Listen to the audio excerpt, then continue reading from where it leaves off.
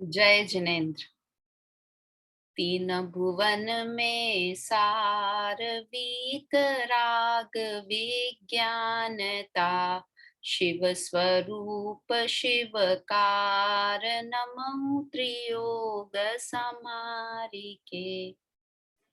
पंडित दौलत राम जी कृत छह ग्रंथ पर हमारा अध्ययन चल रहा है।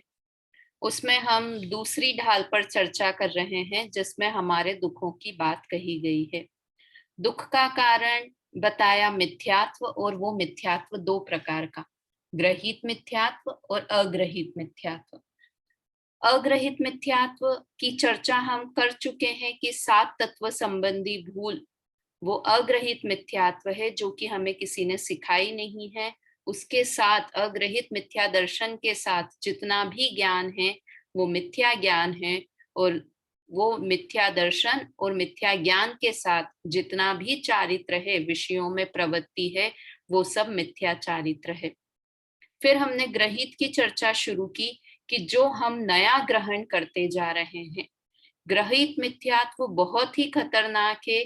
क्योंकि जैसे बोलते हैं ना, करेला और नीम चढ़ा, कि पहले ही हम मिथ्यात्व से दुखी हैं और उसके बाद उस मिथ्यात्व का और पोषण करने वाले कुदेव, कुगुरु और कुधर्म मिल जाए तो हमारी नैया बिल्कुल डूब ही गई भव समुद्र में।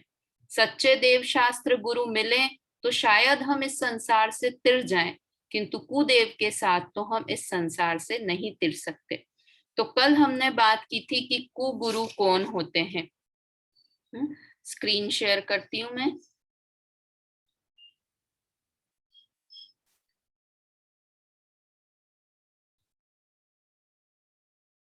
है ना, कौन होते हैं इसके, ये ऊपर की नवा वाला छंद था, नवे की अंतिम लाइन थी और 10वें की शुरुआत। अपन पहले छंद बोल लेते हैं, नवा और 10वां, उसके बाद चर्चा करते हैं। अंतर रागादिक धरे जेह, बाहर धन अंबर ते स्नेह। ये किसकी बात थी? कुगुरु की बात थी। और इसके साथ फिर दूसरी लाइन भी दी कुगुरु के लिए, 10वें की पहली लाइन, धारे कुलिंग लह महत भाव ते, कुगुरु जन्म जल उपल नाव, जे राग द्वेष मल करि मलीन, वनिता गदादि जुत चिन्ह चीन। यहाँ पर ये नीचे वाली लाइन, ऊपर वाली लाइन तो किसके लिए थी? कुगुरु के लिए थी, कि कैसे हैं कुगुरु, कि वो उपल नाव, पत्थर की नौका के समान है, जो स्वयं तो भव समुद्र में डूबेंगे, किंतु जो उन्हें पूजेगा, उनकी सेवा करेगा, वो भी भव समुद्र में डूबेगा। अब यहाँ से 10वें की जो दूसरी लाइन है, यहाँ से कुदेव का वर्णन है। पहली बात कि हम कुदेव का स्वरूप क्यों समझें, किसी की निंदा के लिए नहीं समझना है, किंतु हम उनसे कैसे बच पाएं, हम उनके चक्कर में नहीं पड़ जाएं। अगर हम किसी कुदेव को मानते हैं तो उस कुदेव को मानना छोड़ दें। बिल्कुल ये बात नहीं है कि दूसरे के धर्म को नीचा दिखाना है, किंतु जो सत्य बात है उसे बता रहे हैं यहाँ पर दौलत राम जी।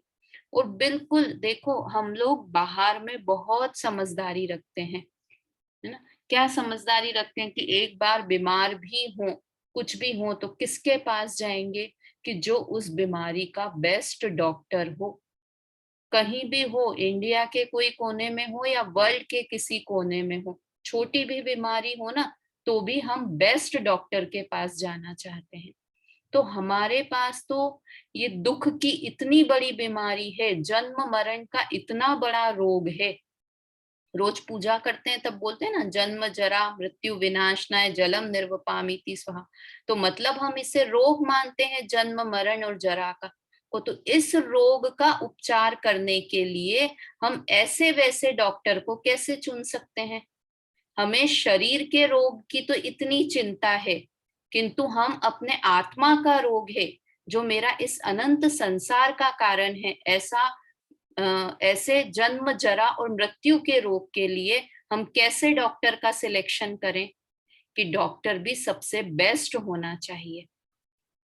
डॉक्टर ऐसा होना चाहिए जो मुझे वास्तव में इन रोगों से छुटकारा दिला पाए। इसलिए मैं तो ये कहूं कि एक बार बाहर का डॉक्टर चुनने में गलती हो गई तो कोई बात नहीं, एक ही भव बिगड़ेगा। किंतु अगर धार्मिक डॉक्टर चुनने में गड़बड़ी कर दी तो फिर हमारे अनंत भव खराब हो जाएंगे। एक बार जैन धर्म मिला है, बहुत महापुण्य का उदय है, इसलिए जैन धर्म मिला है। वास्तव में ये बात है कि हमें जो चीज मिले और अगर हम उसकी वैल्यू नहीं करें तो फिर वो अगली बार वो चीज मिलने वाली नहीं है। ये एकदम फैक्ट बात है कि जो चीज अगर हमने अपनी ज्ञान की वैल्यू नहीं किया तो अगले भव में ऐसे बन जाएंगे स्थावर आदि के जिनके पास ज्ञान बहुत कम है ना। तो इसलिए तो अगर हमें जैन धर्म मिला और हमने जैन धर्म की कदर नहीं की, दूसरे धर्मों को भी माना या दूसरे धर्मों को ही माना, तो ठीक है, तुम्हें अगले भव में जैन धर्म नहीं मिलेगा। इतना सिंपल सा लॉजिक है। जिसकी वैल्यू, देखो ये तो ये बात हुई, अगर हम घर पर भी जिसकी वैल्यू नहीं करें ना तो वो हमें छोड़कर चले जाएं ना। घर पे अपने बड़ों की वैल्यू मत करो, अपने माता पिता सास ससुर की वैल्यू मत करो, तो क्या कहेंगे वो कि तुम रहो इस घर में, हम तुम्हें छोड़कर जाते हैं। बच्चों को ध्यान मत दो, बच्चों की वैल्यू मत करो, तो क्या करेंगे कि ठीक है आप लोग रहो इस घर में, हम आपको छोड़कर जाते हैं। लौकिक चीजों में इतना है तो पारलौकिक चीजों में क्यों नहीं होगा कि अगर हमने इस भाव में जैन धर्म की वैल्यू नहीं की तो अगले भाव में भी जैन धर्म हमें मिलने वाला नहीं है। इसलिए इस जैन धर्म मिला है, इसका मतलब जो जैन धर्म के गुरु और देव हैं उन्हें हमें मानना है। और बिल्कुल लॉजिकली बात हम करेंगे कि क्या अंतर है हमारे देव में और अन्य देवों में, हमें क्यों हमारे देव को चुनना है और अन्य देवों में क्या कमियां हैं। बिल्कुल, पर ये बात नहीं है कि हम किसी की द्वेष बुद्धि से, वैर बुद्धि से ये बात कर रहे हैं, अपने भले के लिए हम ये बात कर रहे हैं। ठीक है, चलिए शुरू करते हैं हम कु कुदेव का वर्णन।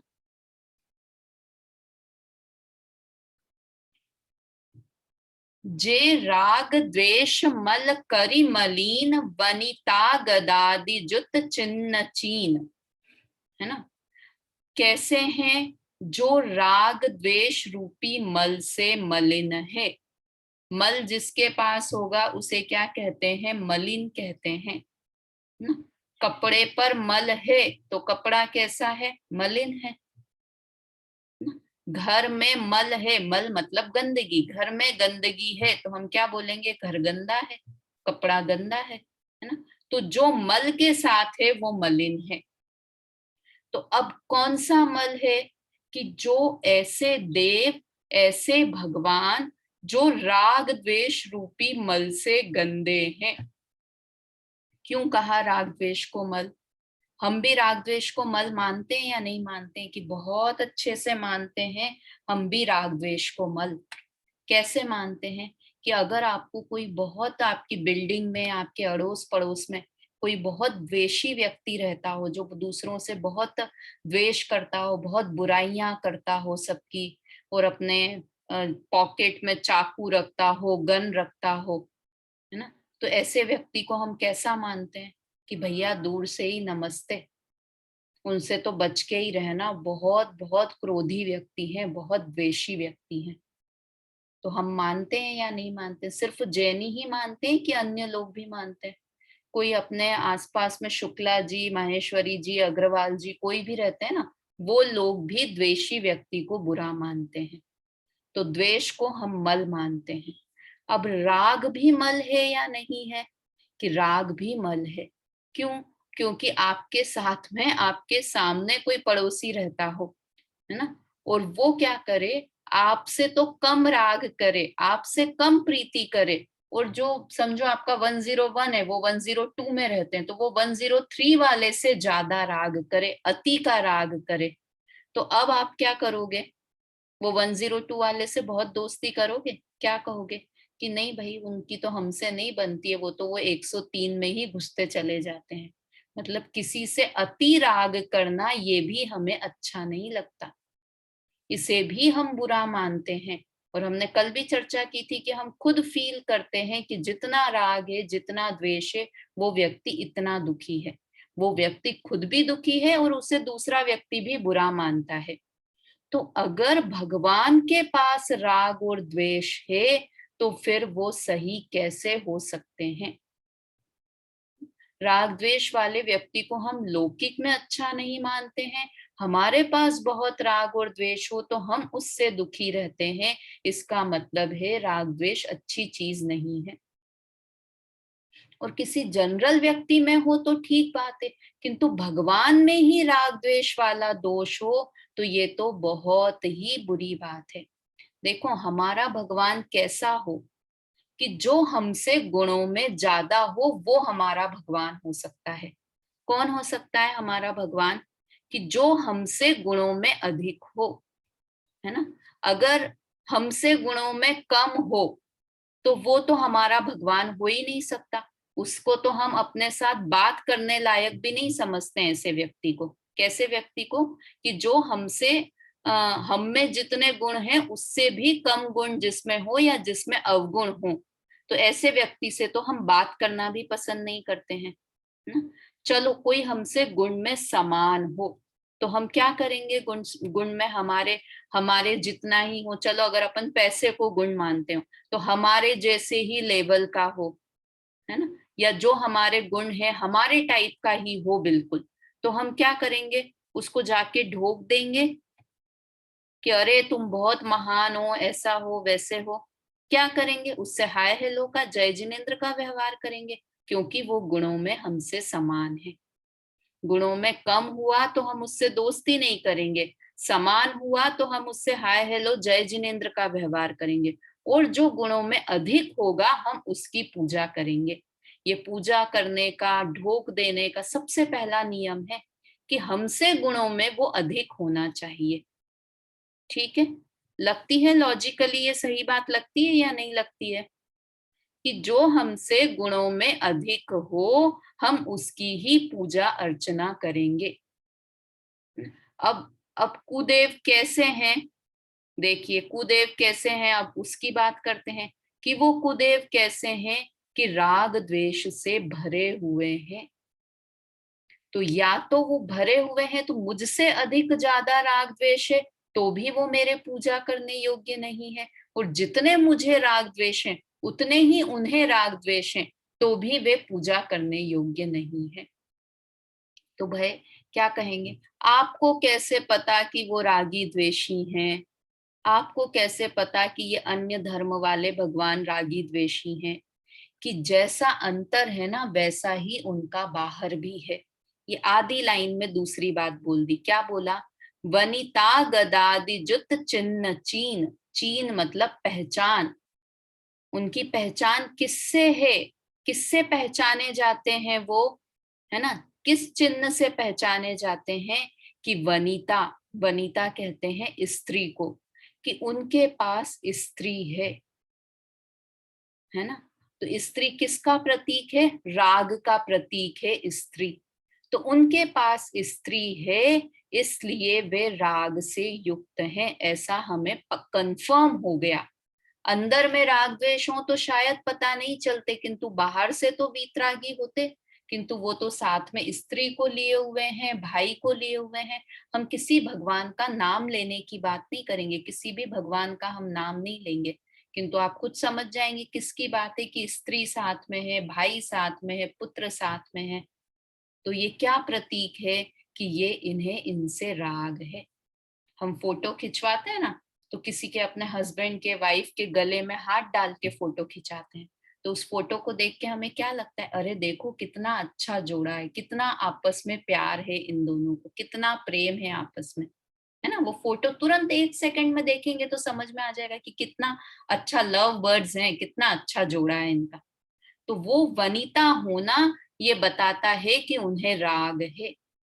गदादी, गदा मतलब वो एक होता है हथियार जैसा होता है ना, पीछे से लंबा आगे से गोल, गदा यहाँ पे रखते हैं।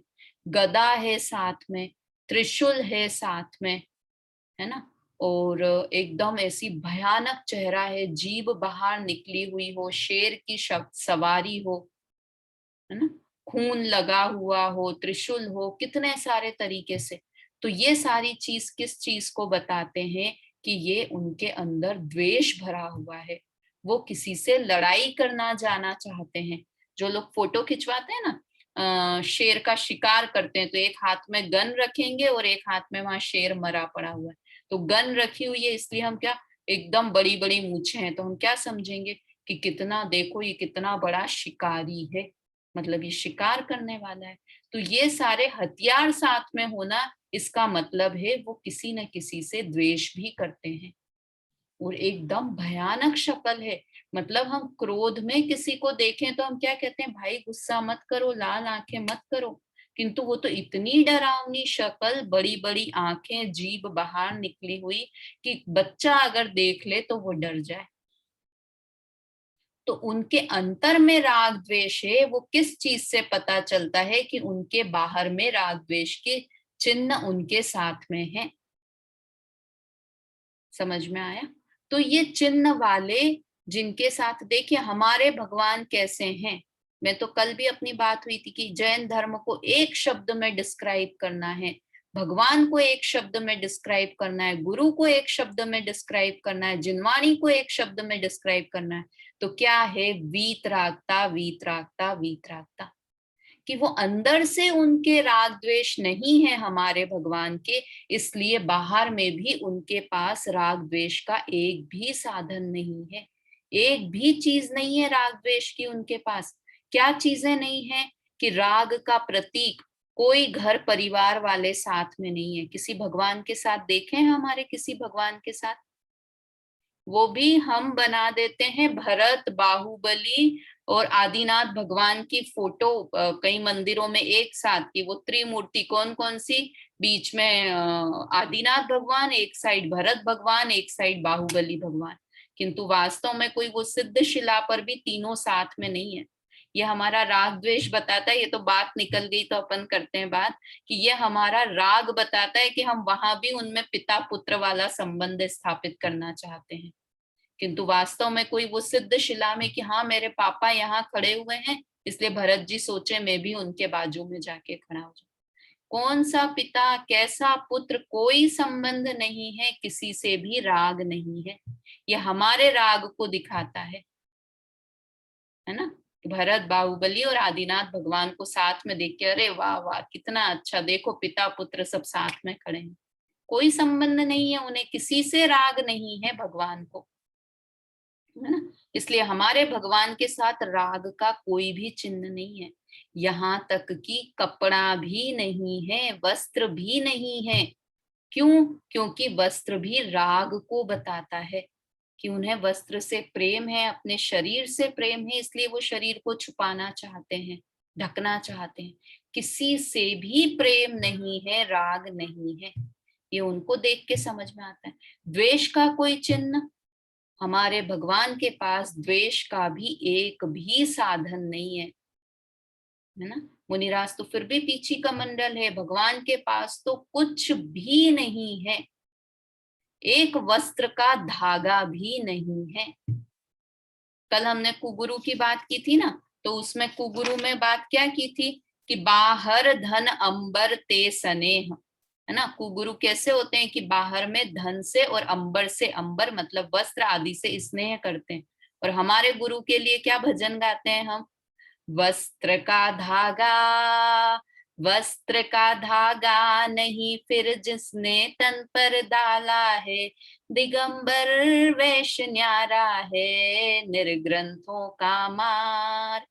वस्त्र का धागा भी जिन्होंने तन पर नहीं डाला है, और वहां तो क्या बताया था कि धन और अंबर से, वस्त्र से उन्हें स्नेह है, मतलब बिल्कुल अपोजिट चीज है। हम ये कह दें कि हम तो इन्हें भी मान लेते हैं इन्हें भी, तो ऐसा नहीं हो सकता, क्योंकि दोनों में एकदम जमीन आसमान वाला अंतर है। वो राग द्वेष को अच्छा मान रहे हैं और हमारे गुरु और भगवान राग द्वेष को बुरा मान रहे हैं, तो कैसे दोनों में समानता हो सकती है। इसलिए मतलब बहुत बहुत आराम से अगर हम सोचे ना कि ये वास्तव में पूजने लायक है या नहीं, तो हमको खुद को समझ में आ जाए ये बात। तो किस लिए, क्यों नहीं कुदेव, कुदेव क्यों पूजनीय नहीं है? क्योंकि वे अंदर में भी राग द्वेष से मलिन हैं और बाहर के चिन्ह भी उन्हें दिखाई देते हैं कि वे वनिता और गदादि से राग द्वेष के चिन्ह के से वे पहचाने जाते हैं। भगवान की उनकी पहचान ही ऐसी है कि अच्छा उनके साथ में स्त्री है तो अच्छा ये वाले भगवान है, उनके हाथ में त्रिशूल है तो ये वाले भगवान है। वो तो उनकी पहचान के चिन्ह बना रखे हैं उन्होंने। और यहाँ तक तो ठीक, खुद की स्त्री तक भी ठीक, वो तो दूसरों की स्त्रियों को भी कैसे छेड़ना, दूसरों की स्त्री के साथ वाले फोटो भी भगवान के रूप में पूजते हैं। जिसे कि हम लौकिक में हम सभ्य लोग जिसे बुरा मानते हैं, दूसरों की पराई माँ बहन पिता पुत्र किसी पराये को अपना मानना, वो तो हम खुद बुरा मानते हैं। और वो उसे भगवान कैसे दे सकते हैं दर्जा, उस चीज को भगवान का दर्जा?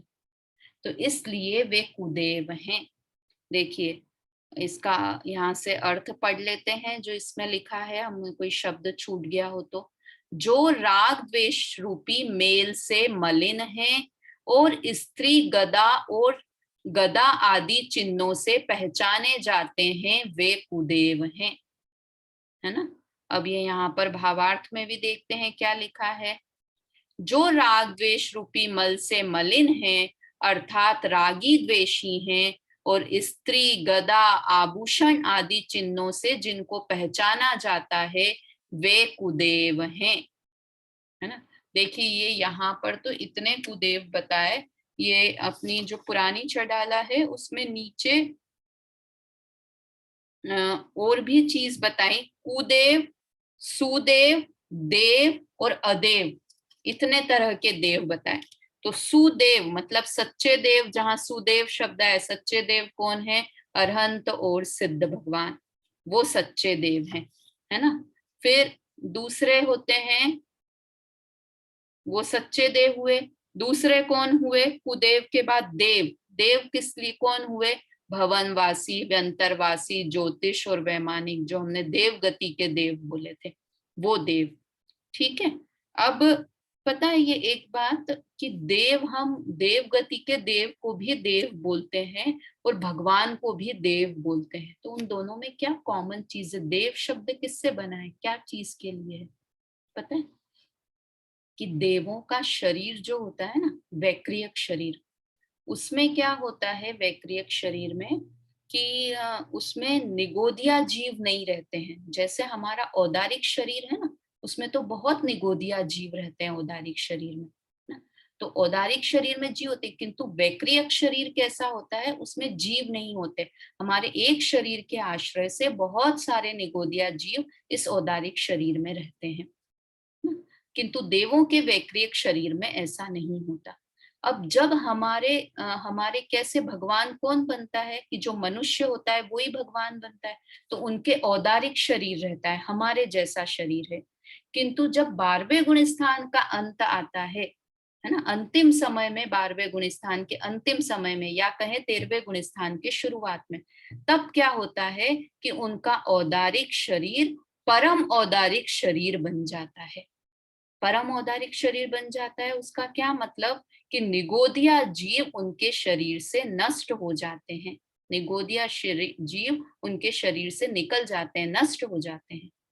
तब वो 12वें से 13वें गुण स्थान में परम औदारिक शरीर उन्हें कहा जाता है। 12वें का अंत बोले या 13वें की शुरुआत, बिल्कुल एकदम थोड़ा ही समय गैप, बिल्कुल एक समय का डिफरेंस। तो इसलिए वो जब उनका जो शरीर परम औदारिक है ना, वो भी निगोदिया जीव से रहित है और देवों का शरीर भी निगोदिया जीव से रहित है, इसलिए दोनों को देव देव संज्ञा कही जाती है। समझ में आया? तो इसलिए ये देव हुए। वो देव जब हम बोलते हैं तो ये 4 प्रकार के देवों की बात है। और कुदेव किसे कहते हैं कि ये हरि, हर, ब्रह्मा, ये सब किस, इनको सबको क्या कहते हैं? कुदेव कहते हैं। और एक और होते हैं अदेव। अदेव क्या हुए कि जैसे पीपल को पूजने लगना, पीपल के पेड़ को पूजने लगना, पत्थर की पूजा करने लगना, तुलसी की पूजा करना, गाय की पूजा करना, ये सब तो क्या हुए, अदेव हो गए। मतलब देखो कैसे कैसे कोई हो सकता है कि पत्थर की पूजा करने लगे, है ना। पेड़ों को भगवान मानते हैं, गाय की पूजा करते हैं, गाय की पूंछ के अंदर बहुत सारे देवी देवताओं, कितने 56 करोड़ कितने करोड़ देवी देवता गाय की पूंछ में हैं। तो मैं कई बार सोचती हूँ कि इनको कैसे भगवान क्यों बना दिया गया, कि पेड़ को भगवान, पत्थर को भगवान, गाय को भगवान क्यों बना दिया गया। कि हो सकता है हमारे पूर्वज ऐसा मानते हों कि लोग इनको व्यर्थ ही वेस्ट नहीं करें, पानी को वेस्ट नहीं करें, इसलिए नदी को भी देवता मानते ना। हवा को नष्ट नहीं करें, पेड़ नहीं काटें, गायों का कत्ल नहीं कर दें, इसलिए उन्हें हम भगवान बना देते हैं। तो शायद लोग उनको भगवान मानेंगे तो उनको मारेंगे नहीं, उनका वेस्टेज नहीं करेंगे। हो सकता है ये सोच के हमारे पूर्वजों ने ये चीज की हो, किंतु हम तो समझदार हैं, समझ में आना चाहिए कि जो हमसे गुणों में, मतलब है अजीव द्रव्य की पूजा कर रहे हैं। हमारा सर कोई नारियल नहीं है कि हम कहीं भी जाके उसे झुका दें, चढ़ा दें। मतलब ये बार बार देखो, अगर हम लोग नहीं पूछते हैं तो बहुत अच्छी बात है, किंतु हम कभी किसी के बहकावे में भी नहीं आ जाएं, इसलिए हम इस चीज का विचार कर रहे हैं। वो होता है ना, मरता क्या नहीं करता कि जब हम पे विपत्ति आ जाए तो कोई कह दे कि भाई वो वहां पर एक इतनी दूरी पर पीपल का पेड़ है, कुछ नहीं करना है, बस जाके उसकी 3 फेरी लगा के उसके आसपास धागा बांध देना, सारे कष्ट दूर हो जाएंगे। तो हम चले जाएं उसके पास? बिल्कुल नहीं। जो भी होगा हमारे कर्म के अनुसार होगा, और वो पुद्गल द्रव्य तो हमारी क्या मदद कर सकता है ना? तो मतलब हम किसी भी तरह से इन कुदेव अदेव के चक्कर में हमें नहीं पड़ना चाहिए। अब आप कहो कि हम तो बिल्कुल नहीं, किसी दूसरे के मंदिर में देखो पूजा करना, तीनों बातें, पूजा करना, उनके मंदिरों के लिए दान देना, और उनके मंदिरों को वैसे ही देखने चले जाना। देखने जाने में क्या दिक्कत है, ये हमारे यहाँ है ना, जयपुर में मेरे घर के पास ही बिरला मंदिर। तो क्या है, कितने जब आते हैं, कोई कोई रिलेटिव जैन भी हैं कि अरे बिरला मंदिर तो देखा आते हैं। मैंने कहा हमको इतने साल हो गए, हम लोग नहीं गए देखने बिरला मंदिर, 8-10 साल हो गए जयपुर में शिफ्ट हुए, पर कभी बिरला मंदिर देखने नहीं गए। क्यों? अरे क्या देखना है उसमें? देखो क्या नुकसान है कि अगर आप गए तो आप वहां की तारीफ किए बिना नहीं रहोगे कि अरे कितना सुंदर बना है, क्या बना है ना। तो वो पूरा अनुमोदना का दोष लग गया। आपको जाते देखेंगे वहां पर, वो एंट्री फीस हो जो भी हो, तो आपने दान दे दिया वहां पर। आपको दूसरे लोगों ने देखा, दूसरे जैनियों ने जाते देखा, तो वो लोग भी जाएंगे। और मैं कहती हूँ हमारे मंदिर कम है क्या? आपने अपने सारे मंदिर घूम लिए हैं, सारे भगवान देख लिए हैं, तो क्यों इस तरह का विकल्प भी हमारे मन में आना कि हम दूसरों के मंदिर देख कर तो आ जाएं, है ना। तो इसलिए बिल्कुल इन चीजों से बचना चाहिए। इसलिए हम इस बात को, आज कुदेव के प्रकरण को इतना डिटेल में ले रहे हैं। दूसरी बात कि इन्हें नहीं मानते, किंतु हम में से कितने लोग हैं जब दीपावली की पूजा होती है तो साथ में हमने जिनवाणी विराजमान की, और बाजू में हमारे बिजनेस के अकाउंट्स के बही खाते भी रखे होते हैं। बहुत बहुत सारे लोगों को देखा है। मतलब वो बोले नहीं नहीं, बीच में तो साफ जिनवाणी है, वो तो साइड में रख दिए हैं। रखे हैं ना, इसका मतलब है दिमाग में कहीं ना कहीं उसकी पूजा करने का इंटेंशन है। नोट की गड्डी रख देंगे कि लक्ष्मी की पूजा हो गई है। नहीं आने वाली लक्ष्मी ऐसी पूजा करने से, आपके पास धन नहीं आने वाला है। पूर्व कर्म का उदय होगा तो धन आएगा। देखो अगर धन की इच्छा है, मतलब बहुत लॉजिकली विचार करने की बात है कि अगर हमें धन प्राप्ति की इच्छा है ना, और हमें अपने कर्मों पर भरोसा नहीं है कि कर्म पता नहीं, मेहनत नहीं करेंगे तो कर्म वर्म तो कुछ नहीं। तो मेहनत करो, धन कमाने का पुरुषार्थ करो, मेहनत करो जिसे हम कहते हैं। किंतु इन देवी देवताओं की पूजा कर लोगे और धन आ जाएगा, तो ये तो कभी भी पॉसिबल नहीं है।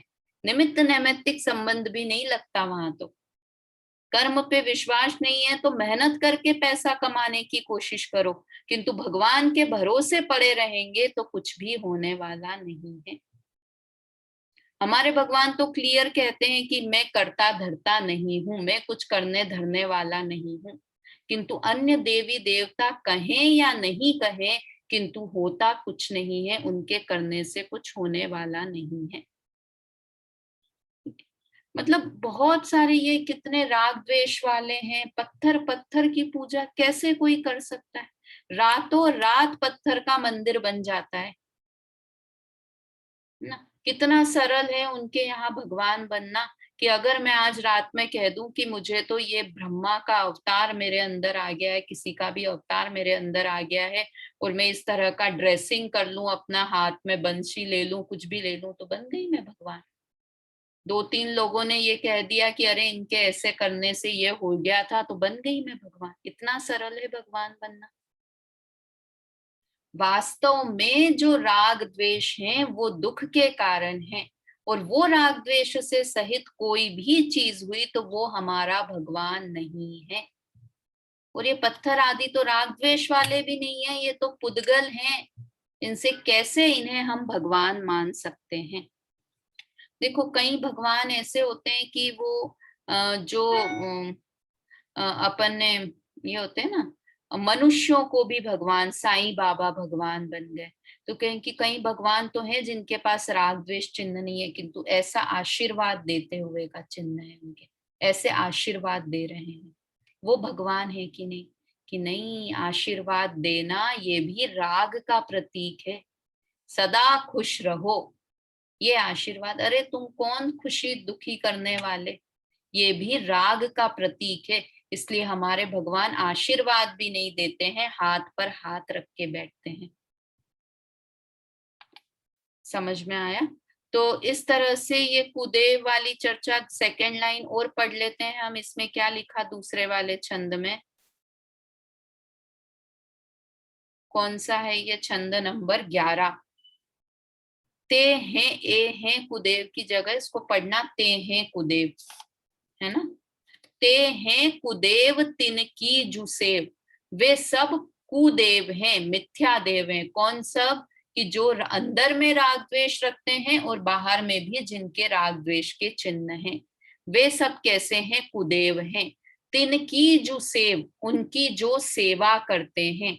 सेवा करते हैं मैं सब मानना, सेवा यानी सिर्फ पैर हाथ दबाते नहीं, उन्हें जो मानते हैं, उनकी अनुमोदना करते हैं, है ना, उनकी तारीफ करते हैं, वो सब उनकी सेवा हुआ। तिनकी जो सेव सठ करतन तीन भव भ्रमण छेव। शट मतलब मूर्ख, ये देखो सठ मतलब मूर्ख। वह मूर्ख करतन तीन भव भ्रमण छेव, उसकी उनका भव भ्रमण कभी भी छेव मतलब नष्ट नहीं होता, है ना। उनका भव भ्रमण कभी भी नष्ट नहीं होता है, अंत नहीं आता है उनके भव भ्रमण का।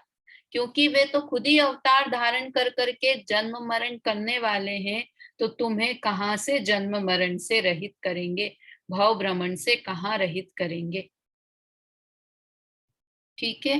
तो इस तरह से मतलब वास्तव में हम मोक्ष जाना चाहते हैं तो इनकी पूजा, कुदेव आदि की पूजा करने से, कुगुरु को मानने से मोक्ष जाना तो दूर बल्कि मोक्ष और दूर हो जाएगा। क्यों? क्योंकि वे हमारे अग्रहित मिथ्यात्व का ही पोषण कर रहे हैं। हम अनादि से राग द्वेष करते आ रहे हैं। आश्रव तत्व संबंधी भूल में पढ़ा था ना, राग द्वेष को हितकर मानते हैं। तो हम तो पहले ही राग द्वेष को हितकर मान रहे थे, अग्रहित मिथ्यात्व था। और वे मिल गए और उन्होंने कहा कि देखो हम भी तो राग द्वेष कर रहे हैं। तो हमें और विश्वास हो गया कि हाँ, राग द्वेष करना तो अच्छी बात है। क्यों? क्योंकि देखो हमारे भगवान भी राग द्वेष करते हैं। कई बार ये होता है कि हम ऐसा बोलते हैं कई लोग भी इसलिए कि वो तो सिर्फ बुराई के लिए त्रिशूल और गदा आदि रखते हैं, बुरे लोगों को दंड देने के लिए, है ना। और स्त्री इसलिए रखते हैं कि वो ये मैसेज देना चाहते हैं कि देखो, अपनी स्त्री में संतोष रखो, है ना। इसलिए इसलिए वो स्त्री रखते हैं कि हमें ऐसा प्रेरणा देते हैं, सदाचार की प्रेरणा देते हैं। और दुष्टों के साथ जो आतंक करते हैं, दूसरों का बुरा करते हैं, उनके लिए हमेशा अपने पास बंदूक आदि रखो, मतलब उनके लिए वो त्रिशूल गदा आदि रखते हैं। तो ये बात सही है क्या? इसलिए वो भगवान है कि लौकिक में ये तो कई मनुष्य भी ऐसे मिल जाएंगे कि जो स्व स्त्री और स्व पुरुष में ही संतोष रखते हैं, उसके लिए हम उन्हें भगवान का दर्जा दे दें, वो बात सही नहीं है। उसके लिए हम उनकी रिस्पेक्ट कर सकते हैं कि बड़े अच्छे आदमी हैं ये, कि इन्हें एक ही स्त्री में संतोष है, किंतु उस कारण हम उन्हें भगवान बोल दें, ये बात सही नहीं है ना? तो वो जो स्व स्त्री में संतोष है, क्या बोलते हैं उनके लिए, रामचंद्र जी के लिए क्या बोलते हैं ना, मर्यादा पुरुषोत्तम। तो ये तो मनुष्य भी, कोई नॉर्मल व्यक्ति भी मर्यादा पुरुषोत्तम हो सकता है। द्वेष के लिए कि बुरों को दंड देना, तो ये काम तो मनुष्य भी कर देते हैं, हम भी करते हैं कि जो बुरे हैं उन्हें, हाँ, हम उन्हें दंड देना चाहिए, सरकार भी कर देती है। तो उन सबको क्या हम भगवान की कैटेगरी में रख देंगे कि जो बुरे लोगों को दंड देते हैं? तो ये तो कितनी सारी मूवीज आई थी ना, वो अजय देवगन की, कौन सी थी, पुलिस वाले था अजय देवगन। तो बहुत सारे पुलिस वाले ऐसे होते हैं, बहुत सारी जनरल पब्लिक की नहीं, बुरे लोगों का साथ नहीं देना है, तो इसलिए वो लोग भी भगवान बन गए, उन्हें फिर भगवान बना दे, उनके मंदिर बना दे, उनकी पूजा करने लगे। अरे मूर्खता तो इतनी ज्यादा है कि टीवी सीरियल आता था रामायण, तो उसमें जो रामायण में जिसने रामचंद्र जी का रोल प्ले किया, जिसने सीता का रोल प्ले किया, लोगों ने उनके भी मंदिर बना दिए। उस व्यक्ति के, उसने तो सिर्फ रोल किया था, तो भी उनके मंदिर बन गए। मतलब मूर्खता का तो कोई ठिकाना नहीं है, इसलिए हमें सचेत रहना है। देखिए, अब अपन इसमें से इसका अर्थ पढ़ लेते हैं। वे मिथ्या देव हैं। कौन मिथ्या देव हैं? जो अंदर से राग द्वेष वाले हैं और बाहर में राग द्वेष के चिन्ह हैं। उन कुदेवों की जो मूर्ख सेवा करते हैं, उनका संसार में भ्रमण नहीं मिटता। क्या लिखा? मूर्ख। आप मूर्ख हैं या समझदार हैं, हमारे ऊपर है कि हम मूर्ख हैं या समझदार हैं। देखो, जाएं तो भी उनके पास जाएं कि अगर हमारे पास भगवान नहीं हो तो किसी न किसी को तो पूजना है, इसलिए चले गए, जो भगवान का दरवाजा खुला दिखा वहां चले गए। किंतु है ना हमारे पास भगवान, इतने अच्छे भगवान, तो उनके पास नहीं जाके अपना अपना तो छोड़ के उनके पास जाने के लिए हम तैयार हो जाते हैं। तो कैसे हैं? मूर्ख हैं जो उनकी सेवा करते हैं। देखो यहाँ क्या लिखा, ये दूसरी लाइन में ना कुधर्म का वर्णन है। कुधर्म की चर्चा हम कल करेंगे, इसलिए जो अज्ञानी ऐसे कुदेवों की सेवा, अर्थात सेवा का अर्थ लिखा है पूजा करते हैं, भक्ति करते हैं, विनय करते हैं, वे इस संसार का अंत नहीं कर सकते, अर्थात अनंत काल तक भव भ्रमण नहीं मिटता। अग्रहित मिथ्यात्व से ही नहीं मिटता, और यहाँ तो उसे और सपोर्ट करने वाले देव मिल गए कि बहुत अच्छे, शाबाश बेटा, राग द्वेष किए जाओ, हम भी राग द्वेष कर रहे हैं, तुम भी राग द्वेष करो, आ जाओ हमारे पीछे लाइन में। तो ऐसे जीवों का तो संसार भ्रमण कभी मिटेगा ही नहीं, है ना। ये इस तरह से चर्चा हुई। कल हम कुधर्म की चर्चा करेंगे कि कुधर्म क्या होता है।